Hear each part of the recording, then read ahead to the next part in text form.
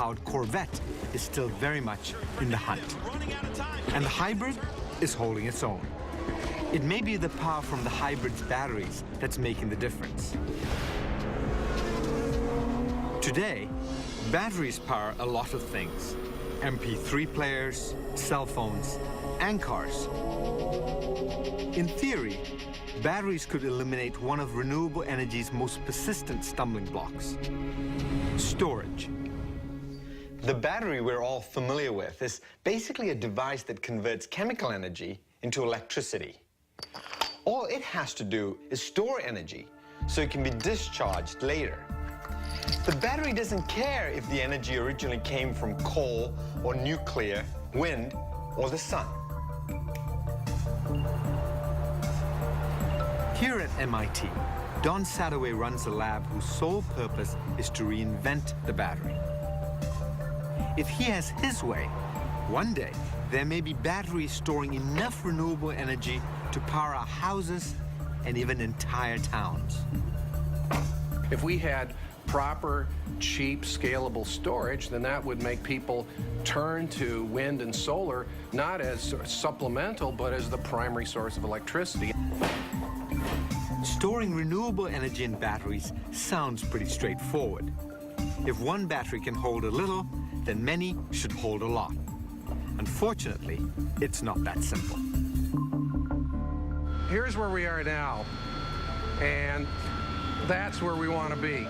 So this is the concept of scalability, and the way not to do it is to put 100,000 of these and string them together like a bunch of Christmas tree lights. We have to think very, very differently about batteries.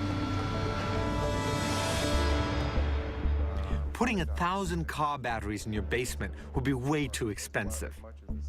A single giant battery might work if we could just figure out how to build one. The batteries we're most familiar with have two solid metal ends, positive and negative electrodes. They're connected by an acid that conducts the electricity. Sadoway realized that he could design a much larger battery using liquids with molten metal as the electrodes and a molten salt to conduct the electricity. These liquid materials, kept at a temperature of more than 1,200 degrees Fahrenheit, could quickly absorb and retain an enormous amount of energy at a third the cost of today's most powerful batteries. The only way that the battery wins is to be cheap, cheap, cheap. Once they're perfected, a bank of liquid batteries could power all of New York City with nothing but the wind and solar energy to charge them. Put one in every town, and our power storage problems could be over. Sadoway's mega battery is just one of many big ideas designed to transform our entire energy system with one game-changing invention. But for some of today's renewable energy pioneers, small is beautiful. They believe in the power of change that individuals can start making right now.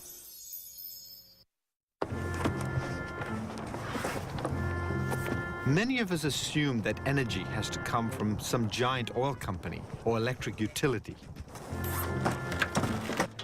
But for some alternative energy pioneers, real change can be in the hands of individuals.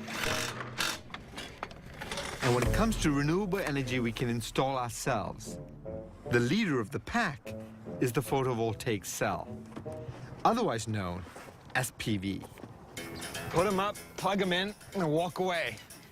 PV panels don't really look like much, but once you get them in there, they start generating electricity for as long as the sun shines.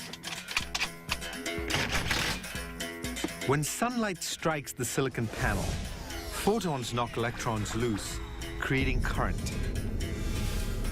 From there, the electricity can flow right into our homes.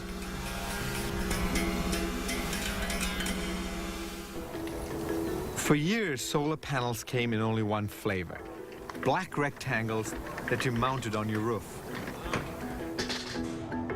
If we want to make alternative energy part of our lives, why not make it part of our homes?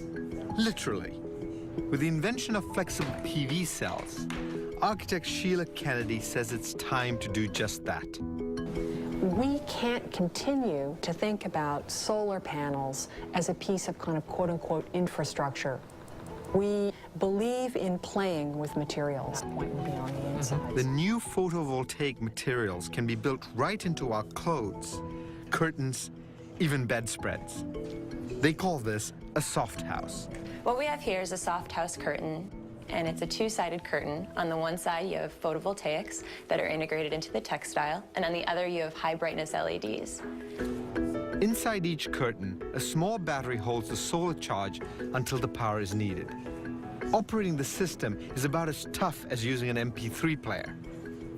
The electricity it generates won't power the whole house, but it will go part way.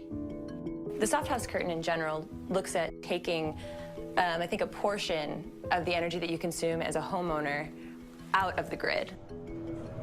Taking a load off the grid means fewer power lines, less energy, and less development.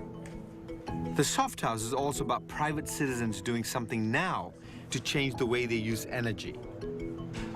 The same reasoning behind Caltech chemist Nate Lewis's new solar project.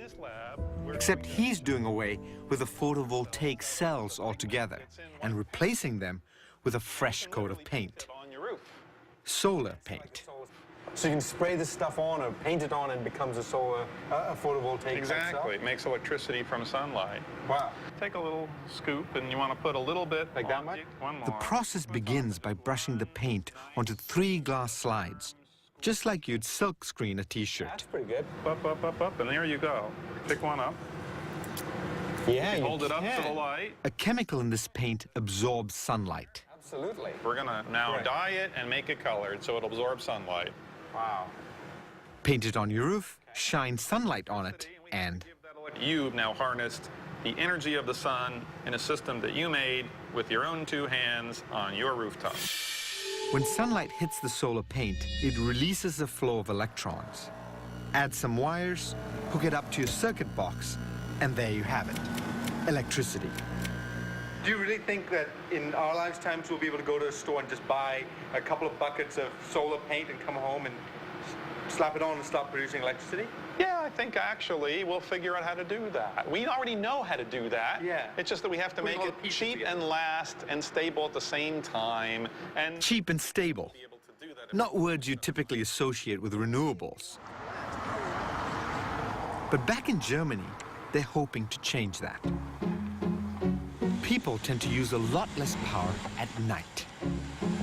If grid engineers can sock away the energy wind turbines generate during non-peak hours, they can tap into it during the day when it's needed the most. Martin Reinhard is one of 50 Berlin commuters who've signed up for a unique pilot program to see if electric cars can soak up all that wasted power. When he gets home in the evening, Martin plugs in his electric car so he can charge overnight when electricity is cheapest. But here's the beauty of the idea. Soon, electric cars may also be able to send the energy in their batteries back to the grid. Here's how it could work. Say Martin is taking a trip to Spain for the week, leaving his electric car plugged in at home. Since the car is connected to the utility via the internet, the grid engineers can control the flow of electricity. When there's a lull in the wind or the sun isn't shining, they can reverse it. Now, instead of the grid charging Martin's car, his car is charging the grid, providing temporary power for up to 20 homes. And Martin also gets to charge the utility company for the energy he's giving back. What happened while Martin was in Spain can happen every night. As more and more electric cars take to the road, this could be the wave of the future. Buy energy in the usual way or sell it back for a profit. Those are the kind of choices most people want. And the race to provide them is running full throttle into the final laps. The search for clean, efficient alternatives to fossil fuels is powered by a dream. A dream that will demand the painstaking work of countless scientists and engineers. In San Francisco, the Makani Wind Power team has been struggling. Their high-altitude kite soars with a pilot at the controls on the ground. But each time it's set to autopilot, it starts to fall out of the sky. There is no free ride, and there is no silver bullet, and it's a lot of people working really hard around the clock to make anything happen. Launch on 3. Now, they think they've finally got it. Launch. You've got to make it work somehow. And that brings out a really neat thing in people. Okay, it's autonomous.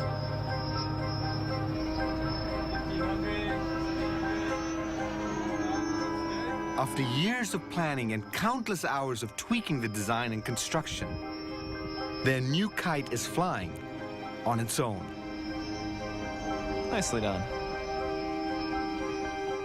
We have a huge problem, and it's not a problem where we need to like go out and get the bad guys or something like that. It's a problem of we need to understand how to make energy in a more effective way. And so it's a wonderful problem. This is where it gets magic. These guys are going to really put on a show now.